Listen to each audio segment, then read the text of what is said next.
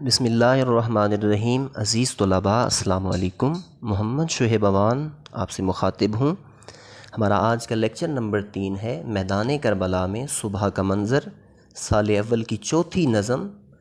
عزیز طلباء، اس سے پہلے لیکچر نمبر 1 اور 2 میں ہم اس نظم کے شاعر کا تعارف اور نظم کا خلاصہ اور بند نمبر 1، 2 اور 3 کا مفہوم اور تشریحی نکات حوالہ کے اشعار کے ساتھ دیکھ چکے ہیں۔ تو آج کے لیکچر میں ہم بند نمبر 4 کا مفہوم اور تشریح اور حوالے کے اشعار دیکھتے ہیں۔ تو شاعر کہتے ہیں کہ وہ قمریوں کے چار طرف سرو کے ہجوم، کو کو کا شور نالے حق سر روحو کی دھوم، سبحان ربنا کی صدا تھی علی العموم، جاری تھے ہر جو ان کی عبادت کے تھے رسوم، کچھ گل فقط نہ کرتے تھے رب اعلیٰ کی مدحا، ہر خار کو بھی نوکے زباں تھی خدا کی مدحا۔ عزیز طلباء، الفاظ معنی ہم لیکچر نمبر 1 میں جو ہے وہ کر چکے ہیں، تو اس بند کے مفہوم کی طرف آتے ہیں۔ تو شاعر کہتے ہیں کہ قمریاں اور دوسرے پرندے اپنے اپنے انداز میں اللہ پاک کی تسبیح بیان کر رہے ہیں، پھولوں کے ساتھ کانٹے بھی مصروف عبادت تھے۔ یعنی اس بند میں شاعر نے صبح کا بڑا خوبصورت منظر جو ہے وہ پیش کیا ہے، جس میں ہر جاندار اور بے جان اللہ تعالیٰ کی تسبیح و تحلیل کر رہا ہے۔ کائنات میں موجود ہر شے صبح کے بابرکت وقت میں اللہ تعالیٰ کی تسبیح کرتی ہے۔ کربلا کے صحرا میں صبح کے وقت ہر شے خدا بند کی عبادت میں مصروف تھی۔ اللہ پاک کی ثنا ہر کسی کی زبان پر تھی، ہر پرندہ اپنے اپنے انداز سے عبادت میں مصروف تھا۔ شاعر سرو کے درخت کا تذکرہ کرتے ہیں، کہتے ہیں کہ سرو کا درخت جو ہے اس کے گرد قمریاں چکر لگا رہی تھیں اور خدائے بزرگ و برتر کی کبریائی کا اقرار کر رہی تھیں، ہر طرف صدائے حمد باری تعالیٰ سنائی دے رہی تھی، ہر شے جو ہے وہ اللہ تعالیٰ کا ذکر کر رہی تھی۔ اللہ پاک نے صرف انسان کو ہی نہیں تخلیق کیا، بلکہ اللہ تعالیٰ نے بے شمار مخلوقات کو تخلیق کیا ہے۔ اور شاعر کہتے ہیں کہ اللہ پاک کی تسبیح محض انسان ہی نہیں کرتا، بلکہ دنیا کی ہر مخلوق جو ہے وہ اللہ تعالیٰ کی حمد و ثنا کرتی ہے، چاہے وہ چرند ہوں، چاہے وہ پرند ہوں، چاہے وہ جاندار ہوں یا چاہے وہ بے جان ہوں۔ یعنی معمولی سے معمولی چھوٹی سی چھوٹی چیزیں جو ہیں وہ بھی اللہ تعالیٰ کا شکر جو ہے وہ ادا کر رہی تھیں۔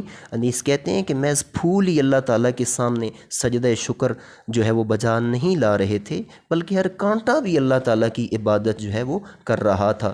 ایک اور جگہ پہ شاعر انیس جو ہے وہ کہتے ہیں کہ انسان زمین پہ محو ملک آسماں پر، جاری تھا ذکر قدرت حق ہر زباں پر۔ یعنی انسان جو تھے وہ زمین پر اللہ کی عبادت میں مصروف، اور فرشتے جو ہیں وہ آسمانوں پہ اللہ تعالیٰ کی عبادت میں مصروف رہتے ہیں، اور جو ہے جاری تھا ذکر قدرت حق ہر زباں پر، یعنی ہر زبان پر جو ہے وہ اللہ تعالیٰ کی مدح، اللہ تعالیٰ کی تعریف، اس کی تسبیح اور اسی کی تحلیل جو ہے وہ جاری و ساری تھی۔ تو عزیز طلباء، اب ہم حوالے کے اشعار دیکھتے ہیں کہ فضا کا ذرہ ذرہ داستان اس کی سناتا ہے، ہر ایک جھونکا ہوا کا آگے دیتا ہے پیام اس کا، ہر شمع خاموش فکر میں ہے، ہر طائر شوخ ذکر میں ہے۔ تو یہ تھا بند نمبر 4، جس کا مفہوم، تشریح نکات اور تشریح حوالہ کے اشعار کے ساتھ ہم دیکھ چکے ہیں۔ اب بند نمبر 5 میں جو ہے وہ شاعر کہتے ہیں، چونٹی بھی ہاتھ اٹھا کے یہ کہتی تھی بار بار، اے دانہ کش ضعیفوں کے رازق تیرے نثار، یا خیو یا قدیر کی تھی ہر طرف پکار، تسبیح تھی کہیں کہیں تحلیل کر دے گار، طائر ہوا میں مست ہرن سبزہ زار میں، جنگل کے شیر گونج رہے تھے کچھار میں۔ یعنی شاعر کہتے ہیں کہ چونٹی جیسی کمزور مخلوق بھی مصروف دعا ہے، انسانوں کے ساتھ ساتھ چرند پرند سب مصروف عبادت ہیں۔ یعنی جو صبح کا وقت ہے یہ بہت رحمتوں والا، بڑی سعادتوں والا ہوتا ہے۔ تو میر انیس اس بند میں کہتے ہیں کہ صبح کے وقت اللہ پاک کی تمام مخلوقات جو ہے وہ اپنے اپنے انداز سے حمد و ثنا کر رہی ہوتی ہے، اللہ پاک کو پکار رہی ہوتی ہیں۔ ہر مخلوق چونٹی بھی ہاتھ اٹھا کے اللہ تعالیٰ کی بزرگی کا اعتراف کرتے ہوئے رزق مانگتی ہے اور کہتی ہے اے خدا میں آپ پر قربان جاؤں، آپ کمزور سے کمزور ذرے کو بھی نعمتوں سے نوازتے ہیں، آپ کی ذات تو پتھر میں کیڑوں کو پال رہی ہے۔ یعنی اللہ تعالیٰ کی شان یہ ہے، اس ذات جو ہے اللہ تعالیٰ کی وہ ببرکت ذات ہے جو پتھر کے اندر کیڑوں کو بھی جو ہے وہ رزق پہنچاتی ہے۔ ہر چرند پرند جو ہے وہ اللہ تعالیٰ کی عبادت کر رہا تھا، کہیں یا حیو تو کہیں یا قدیرو کی آوازیں آ رہی تھیں، ہر طرف اللہ پاک کی تسبیح و تحلیل اور حمد و ثنا ہو رہی تھی اور صفات باری تعالیٰ کا ذکر ہو رہا تھا۔ پرندے ہوا میں مستی کی کیفیت میں اڑ رہے تھے اور رب تعالیٰ کو یاد کر رہے تھے۔ اسی طرح ہرن جو تھے وہ اپنے مرغزاروں میں اللہ تعالیٰ کو یاد کر رہے تھے، جنگل کے شیر جو ہیں وہ اپنی اپنی کچھاروں میں اللہ تعالیٰ کو جو ہے یاد کر رہے تھے اور اس کی تسبیح کر رہے تھے۔ ان تمام کی آواز اور انداز میں اختلاف ضرور تھا، لیکن ایک قدر مشترک تھی اور وہ یہ کہ سب کے سب اللہ تعالیٰ کی تسبیح کر رہے تھے۔ شاعر ہر مخلوق کی پکار اور حرکت کو عبادت خداوندی سے تعبیر کر رہا تھا۔ کہتے ہیں کہ پھیلی ہوئی بوئے گل چمن میں اور صلی علی کا غل چمن میں، پیدا گلوں سے قدرت اللہ کا ظہور اور وہ جا بجا درختوں پر تسبیح خواں طیور۔ تو عزیز طلباء یہ تھا بحث نمبر 5 جس کا مفہوم اور تشریح حوالہ جات کے اشعار کے ساتھ ہم نے دیکھے ہیں۔ تو آج ہماری یہ نظم مکمل ہو چکی ہے۔ تو عزیز طلباء آپ نے یہ نظم خوبصورت کر کے اپنی نیٹ کاپیز پہ لکھنی ہے اور اس کا مفہوم تشریحی نکات جو ہیں وہ حوالہ کے اشعار کے ساتھ لکھنے بھی ہیں اور یاد بھی کرنے ہیں، اور اس نظم کا خلاصہ جو ہے وہ آپ نے خصوصی طور پہ یاد کرنا ہے اور جو ہے وہ اپنی نیٹ کاپی پہ لکھنا بھی ہے۔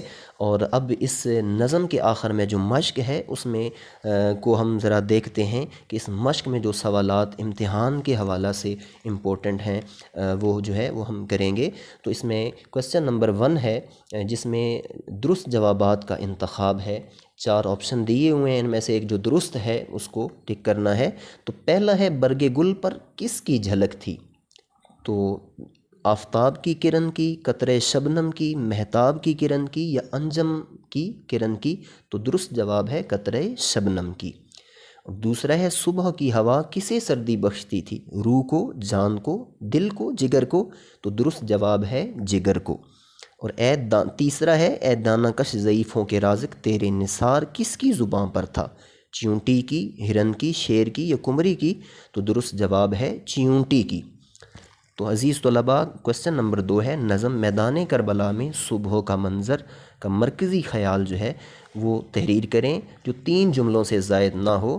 تو مرکزی خیال جو ہے وہ آپ لکھیں گے شاعر نے میدان کربلا میں نمودار ہونے والی دلکش صبح کی منظر کشی کی ہے، ٹھنڈی ہوا، پھولوں کی مہک اور پرندوں کا اپنی خوبصورت آوازوں میں چہچہانا اور حضور علیہ السلام کے خاندان کا استقبال کرنا۔ صبح کے وقت کی مناسبت سے ہر شے جو ہے وہ تسبیح خداوندی میں مصروف تھی۔ اور کوسچن نمبر 4 ہے نظم میدان کربلا میں صبح کا منظر کے آخری بند کی تشریح جو آپ جو ہے وہ دیکھ چکے ہیں۔ تو اگلا 5واں سوال جو ہے وہ ہے نظم میدان کربلا میں صبح کا منظر کا خلاصہ، جو کہ آپ لیکچر نمبر 1 میں جو ہے وہ پڑھ چکے ہیں۔ تو یہ آپ نے لکھنا بھی ہے اور یاد بھی کرنا ہے۔ اور کوسچن نمبر 6 ہے ان تراکیب کا مطلب لکھیں۔ تو سبزہ صحرا یعنی صحرا کا سبزہ، صحرا کی گھاس۔ اگلا ہے جوش گل یعنی پھولوں کا جھکنا۔ تیسرا ہے نالہ مرغان خوش نوا یعنی پرندوں کا خوبصورت آواز میں فریاد کرنا، خوبصورت آواز میں اللہ تعالیٰ کی حمد و ثنا بیان کرنا، تسبیح و تحلیل کرنا۔ اور اگلا لفظ ہے برگ گل یعنی پھول کی پتی۔ اور اگلا لفظ ہے نالہ حق سرہ یعنی اللہ پاک کی ذات کی سچائی کا نعرہ، یعنی اللہ تعالیٰ کی ذات حق ہے اور یہ عارفوں اور درویشوں کا نعرہ ہے۔ تو عزیز طلباء یہ تھا ہمارا آج کا لیکچر۔ آپ نے اس کو ایک بار نہیں بلکہ 2 بار سننا ہے اور سننے کے بعد اچھے سے اپنی کاپیز پہ لکھنا بھی ہے اور یاد کرنا ہے، یہ آپ کا ہوم ورک ہوگا۔ تو اللہ تعالیٰ آپ کا حامی و ناصر ہو۔ اللہ حافظ۔